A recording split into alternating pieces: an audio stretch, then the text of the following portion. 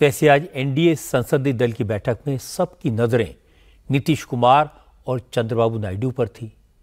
Central hall में जिस मंच पर प्रधानमंत्री मोदी बैठे थे, उस पर मोदी के अलावा 12 नेताओं को जगह दी गई थी।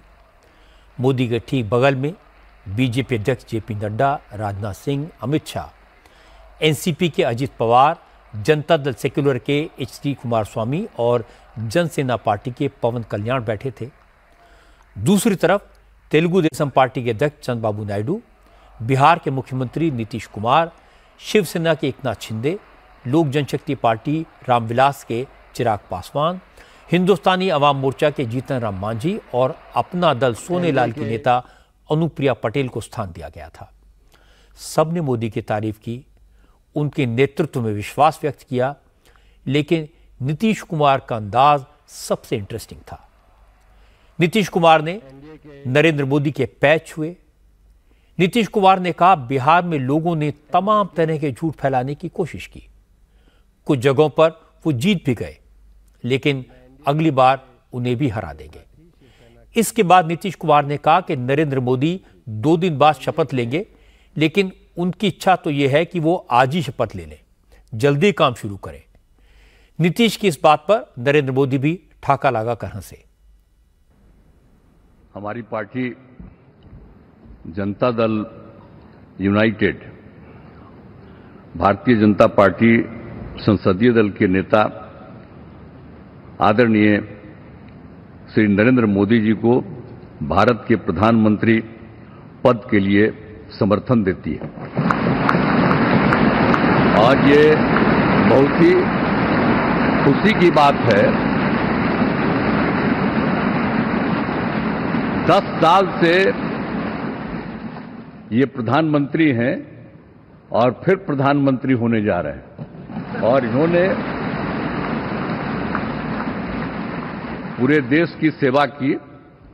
अब पूरा भरोसा है कि जो कुछ भी बचा है अगली बार ये सब पूरा कर देंगे, और जो भी हर राज्य का है, और हम लोग पूरे तौर पर सब दिन इनके साथ रहेंगे। और आप जान लीजिए कि कुछ लोग, हम लोगों को तो अब लगता है कि अगली बार जो आप आइएगा ना, तो इस बार हम देखें कि कुछ इधर उधर कुछ जीत गया है, अगली बार सब हारेगा, हमको पूरा भरोसा है। ये सब बिना मतलब का बात बोल बोल करके क्या किया है? और ये सब कोई काम किया है? उन लोगों ने आज तक कोई काम नहीं किया, देश की कोई सेवा नहीं की है। लेकिन आपने इतनी सेवा की है और उसके बाद इस तरह से हुआ है, तब इस बार फिर जो मौका मिला है, तो इस मौका के बाद आगे अब उन लोगों के लिए कोई गुंजाइश नहीं रहेगा, वो सब खत्म हो जाएगा। अब बिहार, आज देश बहुत आगे बढ़ेगा। अब बिहार का भी तो सब काम हो ही जाएगा, जो कुछ भी बचा हुआ है उसको ही कर देंगे। सबसे पुराना इलाका है, तो इसीलिए हम लोग तो पूरे तौर पर हर तरह से जो आप चाहिएगा उस काम के लिए हम लोग लगे रहेंगे। और मेरा आग्रह यही है कि जल्दी से जल्दी आपका काम शुरू हो जाए, शपथ ग्रहण हो जाए।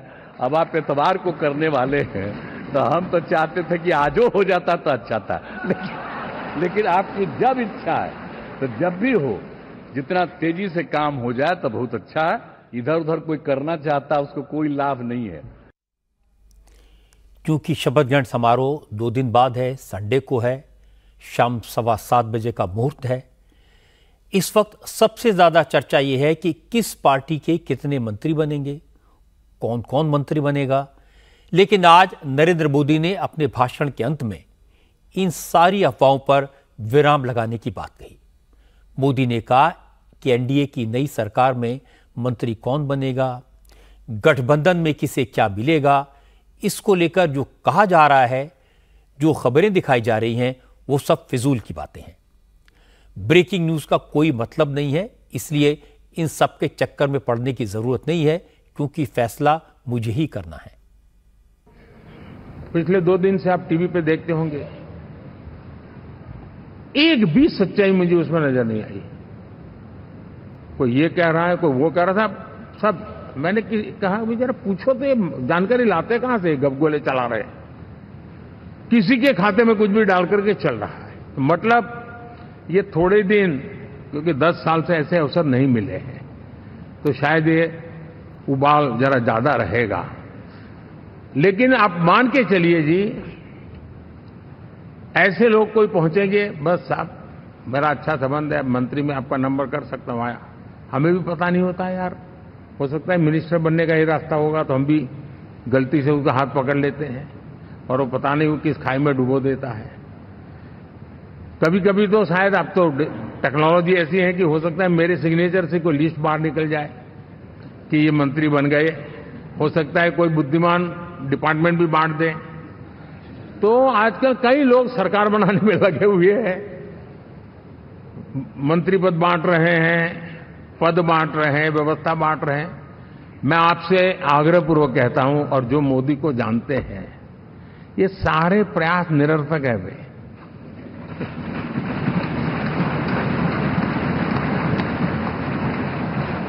आप भी किसी का फोन आ जाए तो 10 बार वेरीफाई कीजिए कि जिसने फोन किया है वो सचमुच में अथॉरिटी है। अदरवाइज कोई भी कहे भाई आपका नाम हो गया है, सुबह परिवार को बुला लीजिए, शपथ समारोह में आना है, हो गया।